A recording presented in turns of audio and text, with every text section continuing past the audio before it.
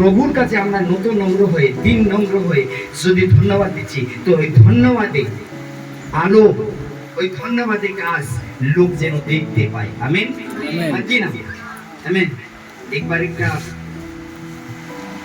পরিবার ছিল, ওই পরিবারের মধ্যে একটাই সন্তান। ওর বাবা যখন মরা অবস্থা, আখরির সময়, মা আগে ছিল না, কেউ ছিল না, বাপ বেটা যখন মরা অবস্থা হয়ে যায়, তখন ওই ছেলে কে ওর বাবা ডাকলো। ডাকার পর বললো কি, এবার তো আমি মরে যাব, আমার তো অনেক প্রপার্টি, সারা প্রপার্টির মালিক তুমি, কিন্তু এই প্রপার্টি কি সারা জীবন যদি তুমি বসে খাও তো থোড়ি থাকবে, শেষ হয়ে যাবে, কাজ তো করতে হবে। কিন্তু এই প্রপার্টি, এই টাকা আমি কিভাবে কামিয়েছি, এই রাস্তা তোমাকে আমি বলে যাচ্ছি।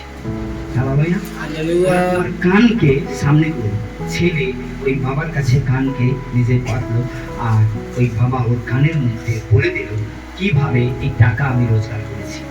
আর নিজের পকেট থেকে, থলি থেকে বার করে দুটা বড় বড় হীরা, হীরা বোঝেন, হীরা দেয় দুটো, আর বললো কোনটা অরিজিনাল আর কোনটা ডুপ্লিকেট। ওর কানের মধ্যে ওই ছেলেকে বললো আমি এই হীরাকে নিয়ে যাই অনেক গ্রামের মধ্যে, অনেক রাজ্যের মধ্যে, অনেক শহরের মধ্যে, বড় বড় রাজ্যের মধ্যে। আর ওই হীরা এত কিমতি হীরা কি যদি ওই হীরা যদি বিক্রি করে দেওয়া হয় তো পুরো দেশকে 6 মাস পর্যন্ত, 1 বছর পর্যন্ত বসিয়ে খাওয়াবে প্রত্যেক পরিবারকে। এত কিমতি হীরা। তো যে এই করে আমি পয়সা কামিয়েছি কি, আমি অনেক বড় বড় রাজ্যে যাই।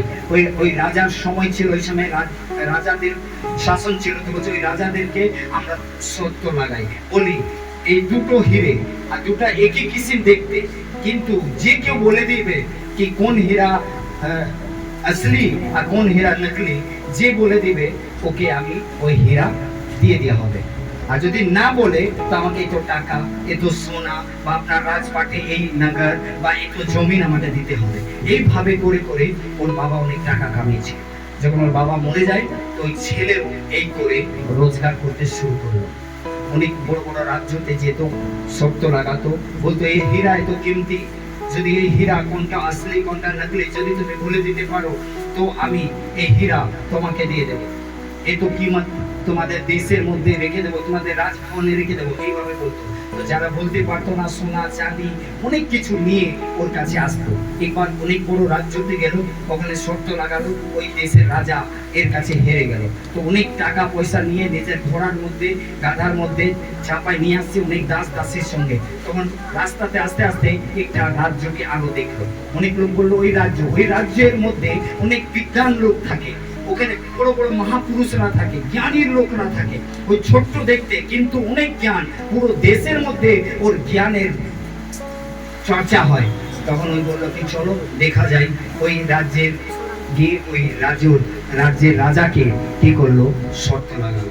তো এই রাজাকে বললো শোনো, আমার কাছে দুটো হীরা আছে, একটা আসলি একটা নকলি, যদি তোমার রাজ্যের মধ্যে বা তুমি বলে দিতে পারো কি কোন হিরেটা আসলি আর কোন হিরেটা নকলি ডুপ্লিকেট, তো ওই হীরা তোমাকে দিয়ে দেবো। আর এই হিরে তো কিমতি কি কই 1 বছর এই তোমার ছোট্ট রাজটাকে চালাবার জন্য সাহায্য করবে, এত কিমতি হীরা তোমার রাজ্যে রেখে দেবো আমি, আর চলে যাবো। তো বললো ঠিক আছে। তখন বললো কি শোনো, যদি না বলতে পাও তো তোমার অর্ধেক রাজপাট আমাকে লিখে দিতে, একটা ছোট্ট রাজ, এবার অর্ধেক যদি এ নিয়ে নেয়। এখন রাজা তো বলে দিল, বলে হ্যাঁ ঠিক আছে চলো। রাজার অহংকার ছিল, ঘমন্ড ছিল কি আমাদের রাজ্যের মধ্যে এত বড় বড় মহাপুরুষ জ্ঞানীরা থাকে, এত জ্যোতিষীরা থাকে, পণ্ডিতরা থাকে। তখন শর্ত লাগিয়ে নিল। যাবার পর ওই রাজদরবারের মধ্যে রাখলো। রাখার পর অনেক লোক এলো, সব কেউ বলে ছুঁয়ে বলতে হবে, দূর থেকে না, ওকে স্পর্শ করে বললো। তো স্পর্শ করে বলছে, তো কেউ আর বলতে পারছে না কোনটা ডুপ্লিকেট। একদিন 3 দিনের সময় দেওয়া হলো, একদিন সমাপ্ত হলো, সেকেন্ড দিন ফির রাখা হলো। বড় বড় জ্ঞানীরা এলো রাজার কাছে, রাজাও চেষ্টা করলো, সেকেন্ড দিনও সমাপ্ত। যখন রাত হয়, বিকাল হয়, রাজা টেনশনে, এই 2 দিন তো এমনি চলে গেল, আমাদের মহাপুরুষরা, জ্ঞানীরা, সায়েন্টিস্টরা সব ফেল, এবার কি হবে, আমার অর্ধেক রাজপাট চলে যাবে। তখন ও কি করছে, খুব চিন্তিত, ওর ঘুম নেই। ও মহলের মধ্যে চারদিকে ঘুরে বেড়াচ্ছে, কি হবে কি হবে কি হবে সবকিছু। ও তো জানে কি যত মহানরা মহাপুরুষরা ওরা তো সব হেরে গেছে, এখন তার কেউ নেই, কে বলবে? একটা অন্ধ ব্যক্তি ওই রাজার কাছে এলো আর বললো, রাজা আমি বলে দিতে পারবো কোন হিরে আসলি আর কোন হীরা নকলি, আমি বলে দিতে পারবো। বললো, তো ওই রাজা বলছে কি, এ তো চোখওয়ালা লোক বলতে পারলো না, আর তুমি কি করে বলবে? এটা হবে না। বলছে না না, তাও কি করবে? এবার রাজার কাছে তো কোনো উপায় নেই, সব তো যার যার উপরে ওর অহংকার ভ্রমণ ছিল সব তো হেরে গেছে, এখন তো কেউ তো বলতে পারলো না। রাজা কি করবে, খুব চিন্তিত। তোমাদের চলো না, এমনিও তো আমার অর্ধেক রাজপাট যাচ্ছে, তো এই সুযোগ এই অন্ধকে দিয়ে দেখি। তো বলছে ঠিক আছে, কালকে দরবার। তো ওই অন্ধ বলল, কালকে যে দরবার লাগাবে তুমি খোলা মাঠের মধ্যে লাগাবে, অপেক মাঠের মধ্যে। বললো ঠিক আছে। ঠিক সকাল 10টা 11টার সময় খোলা মাঠের মধ্যে এমনি টেবিলের মধ্যে দুটো হিরেকে রাখা হলো।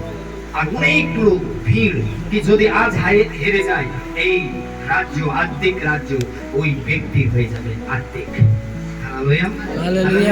তারপরে অন্ধকে ওই হীরের কাছে ধরে ধরে নিয়ে যাওয়া হলো, আর অন্ধ ভিখারি হীরেতে হাত দিল, আর যোনটা অরিজিনাল ছিল ওটাকে উঠিয়ে রাজাকে দিল আর বলল, এটা অরিজিনাল, এটা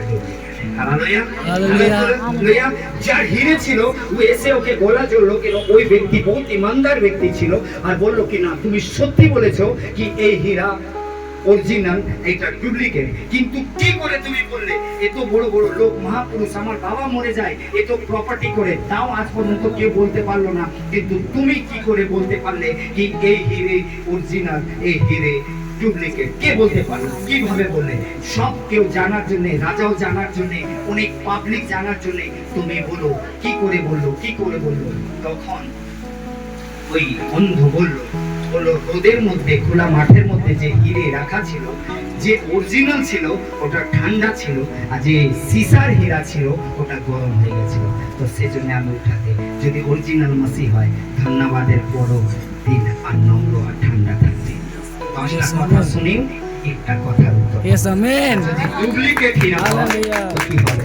বক বক বক বক করতে পারবে, ওই দেখাউটি কান্নাকাটি, এদিকে ইমোশনাল ব্ল্যাকমেল, কিন্তু ফল জীবনে